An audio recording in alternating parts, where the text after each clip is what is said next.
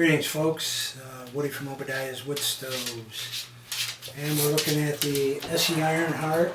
I wanted to kind of go over the features of this stove. Now it looks nice and brand new again. This stove is actually about 10 years old. I just wanted to share my experiences with it. Main thing is it has a glass door.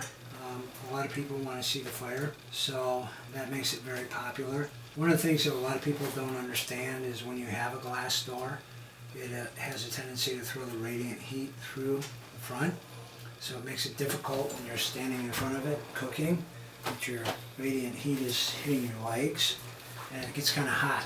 Esse has a screen that fits in front of this to cut the heat down when you're standing here. That's what this is all about. It lifts on and off. It slides back and forth. This is something that comes with the stove, and that's why it's there. And the bar helps when you're cooking. You don't bump up against it because this cooktop gets hot. One of the things that's kind of unique with the Esse Ironheart is the way it's built, the way it's constructed. It's a welded steel stove, and the body of the stove is welded. It has sheet metal components on the side. These panels on the side are nothing more than sheet metal. But the body of the stove is heavy gauge steel. Now, because of the way the stove is constructed and the way it's engineered, it's kind of unique in that it's actually on legs, and the cool air is always at the floor. So having a stove on legs allows the cool air to move under the stove and then get convected up. These panels are hollow, and you see I put my hand up under here, and there's a gap under here. So the air moves up the side of the stove and then comes out. And that's called convection heat.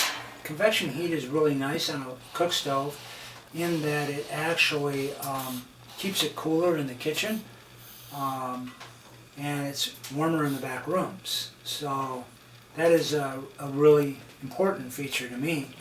A radiant stove will have a tendency to make it super hot in the kitchen and kind of uncomfortable, and then it's cold in the back rooms. So you can tell the difference between a radiant stove and a convection stove by whether or not the legs go all the way down, or the bottom of the stove goes all the way to the floor and there's no airspace. Another nice feature of having a stove up off the floor is you don't really need floor protection quite as much as if there is no room. Because there's always cool air moving under the floor, that actually helps keep it cooler, so there's not as much radiant energy going down to the floor. This stove has a heat shield underneath it, so cats can stay underneath the stove and be quite comfortable. I've taken readings of the stove underneath, and it's never gotten much over 80 degrees, so that's something you may like to know. As far as the operation of the stove, the glass does stay clean, unlike a lot of cook stoves that have glass doors. A lot of them, I shouldn't say a lot of them, but some of them do not stay very clean at all.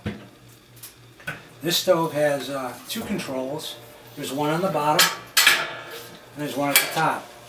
The top control is the air wash, and the bottom control is the main combustion, and that feeds the firebox. Now, normally there's an ash pan in here that slides out. You have grates that are real heavy.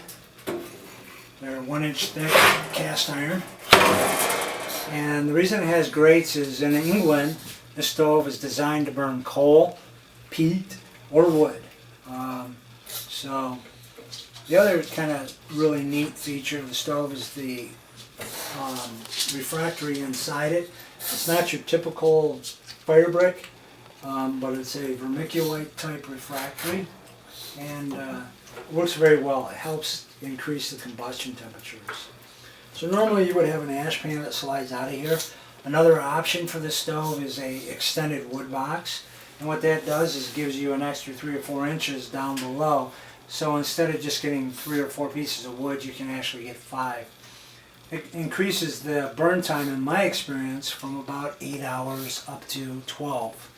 I'm not heating a whole lot of space out here, so Your burn times are going to vary depending on, you know, the house that you're heating, what the R value is, and how high the temperatures are that you're running the stove at. So, but the stove is very easy to control. Generally what you'll have is when you're operating it, if you want to see the glass and keep the glass clean, you'll shut the damper from below and just run the top damper, and that runs the air wash over it. By running oxygen over the glass, it comes in right here and then sweeps across the glass. The oxygen actually helps keep this glass clean. So, so that's how that works. You shut that down and you open the bottom for an all-night burn. And you can actually control it from wide open to just partially open. So, to control the oven, there's a rod here. You push it in, that circulates the smoke around the oven, and you normally run it with the rod out. So, the oven comes with 2 rackets, and it's not huge, but it's pretty decent. You can get a turkey in there. And there's a clean out down below here. You take these screws out, and that's how you clean out underneath. This stove takes smoke around, down, and below, and out the chimney.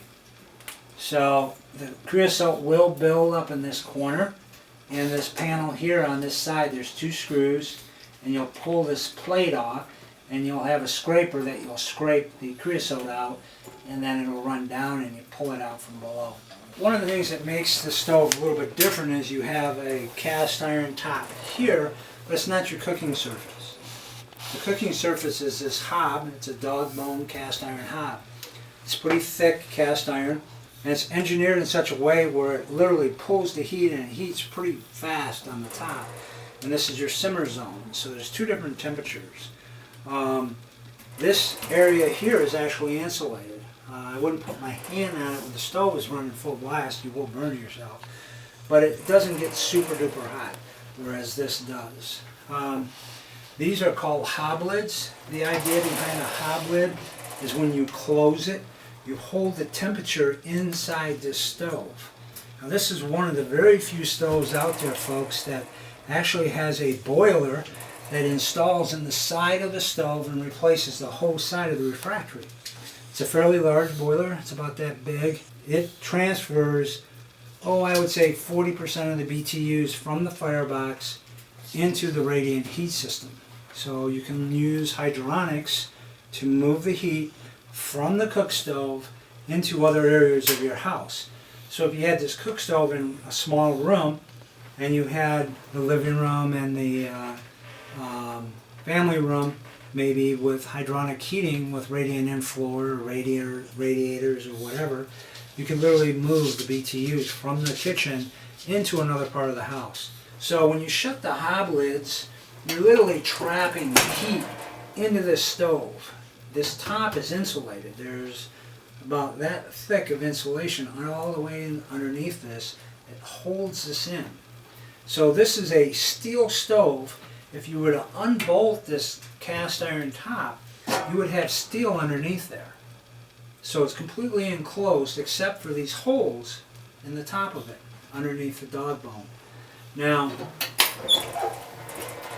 this dog bone lifts out, and you screw these L brackets into these corners, and you lift the hob out, and that's how you clean the stove. The hob's pretty heavy, so it takes a pretty strong person to be able to lift it out. I would say it weighs 50, maybe 75 pounds. So that needs to be done, I would say, once a month. And then you scrape your creosote over to the side, and it falls down. You get in with your rod, and you clean the side of the stove, and then you clean underneath. Now, another nice feature about the stove is you'll notice the chimney is on top. It's not on the back. A lot of cook stoves have the pipe on the back of the stove. Well, what this does is it allows you to move the stove closer to the wall. So it's a really nice feature. This is a cast iron box, and it has a damper assembly inside of here. And this is how you would control the amount of heat that's going up the chimney.